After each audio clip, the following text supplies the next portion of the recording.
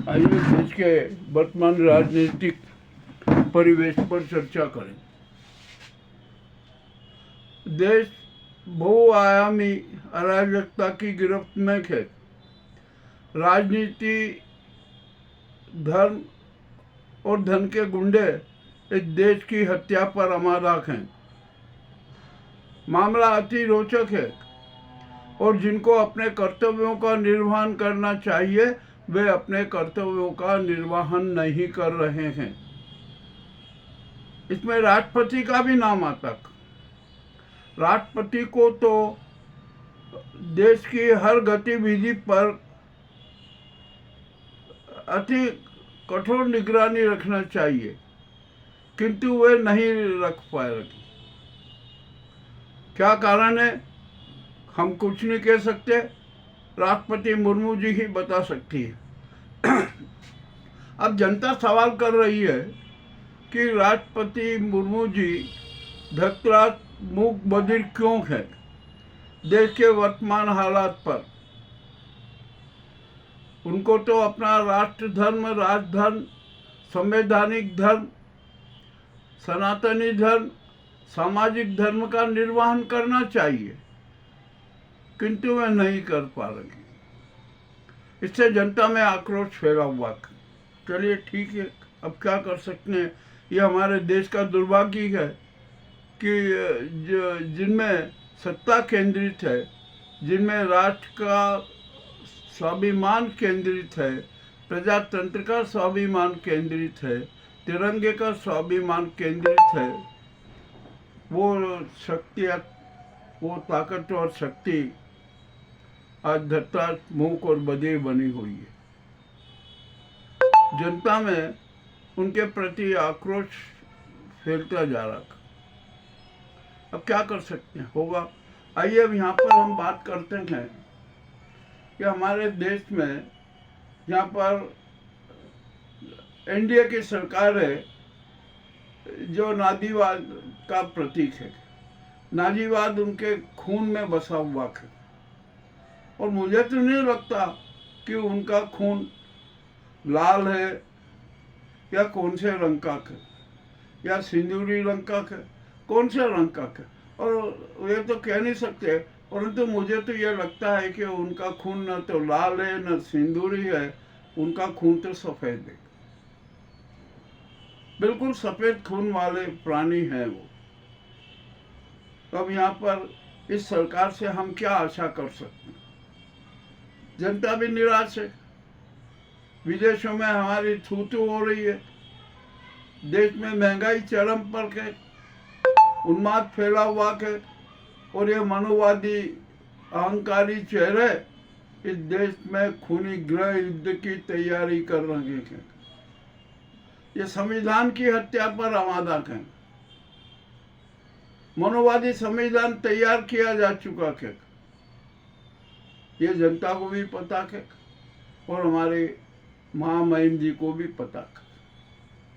तब आखिरकार बचत कैसे करेंगे और कौन देश को बचाएगा, कौन तिरंगे को बचाएगा, कौन संविधान को बचाएगा, कौन प्रजातंत्र को बचाएगा, ये भी अहम सवाल है। कौन सनातन धर्म की रक्षा करेगा, ये भी सवाल है। जो संस्कृति, सभ्यता, हिंदू राष्ट्रवाद के ठेकेदार है ना, उनका चरित्र भी उजागर हो गया। उनका चरित्र कैसा है ये सब जनता के सामने आ चुका है और उन्होंने तो है ना कलंकों का हार ही अपने शरीर में धारण कर दिया।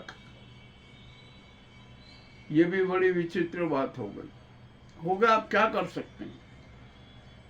यदि कोई भी व्यक्ति या संस्था या संघ या संस्था यदि देश के साथ गद्दारी पर आमादा हो जाए, जनता के साथ गद्दारी पर आमादा हो जाए, तो उसका तो कोई उपचार ही नहीं हो। और जो गद्दार होते हैं, जयचंद होते हैं, विश्वासघाती होते हैं, उनके चेहरे पर लिखा नहीं होता, उनके चेहरे पर मुखौटे लगे होते हैं।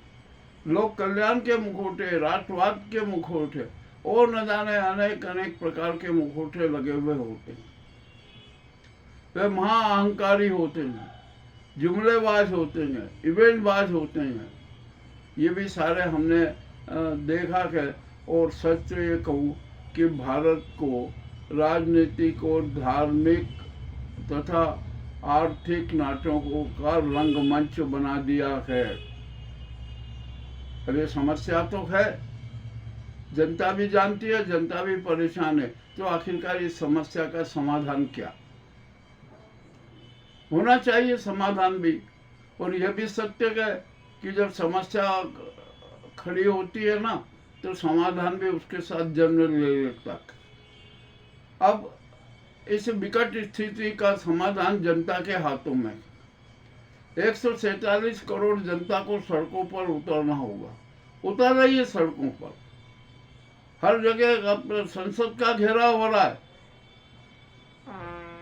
और भी जो नेता है ना, इनकी क्या दुर्गति हो रही है कि जिसकी कोई सीमा नहीं। मनोवादियों की क्या हालत हो रही है कि जिसकी कोई सीमा नहीं। और न्याय विधा के हत्यारे के न्याय विधा के हत्यारों और उसके व्यवस्था के हत्यारों की भी क्या हालत हो रही है, ये भी देख। अब मामला अति रोचक है। तो आइए अब मैं एक ताजी घटना की बात बताऊं। बिहार में नीतीश कुमार ने एनडीए का साथ छोड़ दिया। नायडू ने भी एनडीए का साथ छोड़ दिया। इसका मतलब ये हुआ कि उन्होंने अपना समर्थन वापस ले लिया। वो जब समर्थन वापस ले लिया तो ये गुजराती गैंग की सरकार अल्पमत में आ गई। उसको कोई अधिकार नहीं है कुछ निर्णय करने का। और अब पीएम मोदी को भी अधिकार नहीं है कि वे पीएम पद के रूप में कहीं भी जाए, कहीं भी कुछ भी करे। ये भी ध्रुव सत्य है। अब देखते हैं राष्ट्रपति जी क्या करती हैं। जब सारी स्थिति स्पष्ट हो गई तो उन्हें कठोर से कठोर कदम उठाना चाहिए। इस नाजी सरकार को कहना चाहिए कि आप अपना बहुमत सिद्ध कीजिए। बहुमत तो है नहीं, सिद्ध ही नहीं कर सकते, तो फिर कहाँ से होगा? तो ऐसी सरकार को बर्खास्त कर देना चाहिए। अब यहाँ पर सवाल उठता है कि जब ये सरकार बर्खास्त हो जाएगी तो राष्ट्र का संचालन कौन करेगा? कोई बड़ी बात नहीं है। राष्ट्रपति सेनाधिपति हैं, वे राष्ट्र का संचालन का दायित्व सेना को दे सकते हैं। सीडीएस को केयर टेकर पीएम बना सकती हैं। जो सीजीआई गवई जी है ना, वो उनके न्यायिक और विधिक सलाहकार के रूप में मनोनीत कर सकती। उनको करना चाहिए। देश में सबसे पहले तो आपातकाल की घोषणा कर दे, आपातकाल लगा दे, और देश में राष्ट्रपति शासन लागू कर दे। सब समस्या का समाधान हो जाएगा। अब यहाँ पर हम बात करते हैं बिहार चुनाव की। पहली बात तो यह है कि बिहार में चुनाव है ना, अवैध तरीके से हो रहा। एसआईआर के नाम पर जो जितने नाटक किए गए ना, लाखों मतदाताओं को मतदान के अधिकार से वंचित कर दिया गया। ये राष्ट्रद्रोह है, जनद्रोह है, समाजद्रोह है। और इसके लिए जो ये ज्ञानेश कुमार है ना, सीईओ, ये अपराधी है, ये दोषी। और ज्ञानेश कुमार के भी अब तो कांड उजागर हो गए कि ये कितने भ्रष्ट हैं, कितने पक्षपाती हैं। और ये तो इस नाजी सरकार के, गुजराती गैंग की सरकार के बंधुआ मजदूर हैं, उसके गुलाम। अब जेल जाना पड़ेगा, निश्चित जाना पड़ेगा, कोई ताकत उन्हें नहीं बचा सकती। तो अब यह सवाल उठता है कि बिहार में जब चुनाव की घोषणा हो चुकी है, मतदान की तिथियों की घोषणा कर दी है, तो आखिर कौन सी मतदाता सूची पे मतदान होगा? ज्ञानेश कुमार की नई मतदाता सूची को जनता ने अमान्य कर दिया। या तो चुनाव रद्द किए जाए, पोस्टपोन किए जाए, और राष्ट्रपति यदि राष्ट्रपति शासन लागू कर देती है तो बिहार में भी राष्ट्रपति शासन लागू हो जाएगा। जो चुनाव की घोषणा हुई है वो अवैध हो जाएगी, वो निरस्त हो जाएगी। अब मान लीजिए कि यदि राष्ट्रपति जी ने राष्ट्रपति शासन नहीं लगाया तो बिहार में क्या होगा? मतदान कैसे होगा?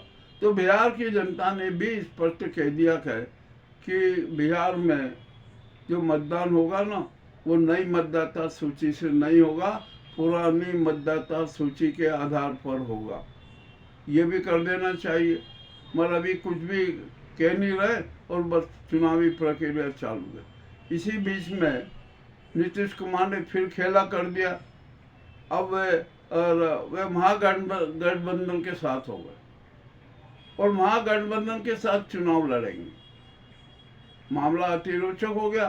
तो बीजेपी की तो धरती खिसक गई, उसके पैर के नीचे से जमीन खिसक गई। और जो ये संघ है ना, जो मोदी के खिलाफ जो इन्होंने नुरा कुश्ती की थी ना, संघ और इस गुजराती गैंग के बीच में जो निरा कुश्ती हुई थी, उसका भी चेहरा सामने आ गया। संघ के चेहरे से नकाब हट गया। जिसने मोहन भागवत का आश्रम समर्पण कराया ना, वो संघ जो हजबोले जी अब बिहार में वे संघियों को एकत्रित कर रहे हैं कि नहीं नहीं, अपने को यहाँ पर जिताना है, एनडीए को जिताना है। किंतु उनका भी बस नहीं चल रहा। अब एनडीए बचा ही कहाँ है? नायडू अलग हो गए, तो दिल्ली से अलग हो गए।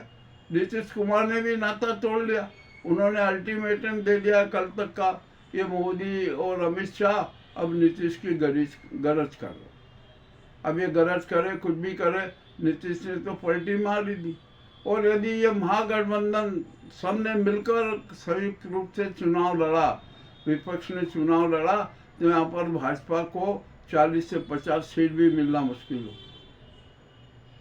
अब प्रशांत किशोर भी जो दावा कर रहे हैं ना, वो दावा खोखला ही सिद्ध होगा। अभी उनकी कोई इतनी पकड़ नहीं है। जो भी हो जाए, अब क्या कह सकते हैं, अभी आगे का कुछ नहीं। पासवान भी नाराज है, देखते हैं क्या होता है क्या नहीं होता है, ये सारा खेल होगा। अब तो ये बात तय हो गई कि जब नायडू और नीतीश ने ऐसे गुजराती गैंग की सरकार के समर्थन वापस ले लिया, तो वो सरकार अल्पमत में, बहुमत में है नहीं, तो उसको मोदी जी को भी ना तो ये चुनावी रैलियों में जाना पड़ेगा एज ए पीएम के रूप में, और यदि पीएम के रूप में जाते हैं तो आचार संहिता का उल्लंघन होगा। चलिए, ये भी एक बात है। अब यहाँ पर सवाल आता है कि जब मतदाता सूची में और एसआईआर के नाम पर जो भारी घोटाले हुए ना, उसके लिए दोषी तो ज्ञानेश कुमार है, इसमें कोई शंका ही नहीं है। और परंतु एक यहाँ पर बात आती है कि किसके इशारे पर यह घोटाला हुआ है मतदाता सूची में, एसआईआर में। उन चेहरों को भी ध्यान में ले आइए। ज्ञानेश कुमार के साथ उन चेहरों को भी गिरफ्तारी अनिवार्य है। और इसी के साथ साथ जब भाजपा ने अपने स्वार्थ के लिए, राजनीतिक स्वार्थ के लिए जो नाटक किया है ना, उसके खिलाफ भी कार्रवाई